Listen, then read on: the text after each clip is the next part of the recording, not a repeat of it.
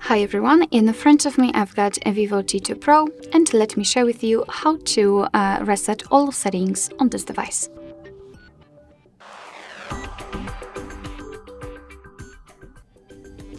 So let's start with opening the settings themselves, and here we have to scroll down to the very bottom to find the system. Now let's tap on Reset Options, and here on the third position we've got the option we're looking for, so let's tap. Here we've got also the information that your device will reset actually everything, including function switches, option, etc., personalized settings, and content filled in during setup.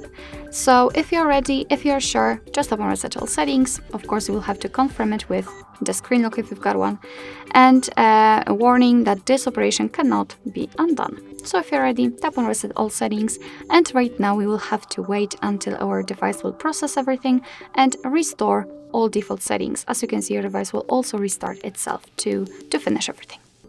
Alright, so that will be all. Thank you so much for watching. I hope that this video was helpful, and if it was, please hit the subscribe button and leave the thumbs up.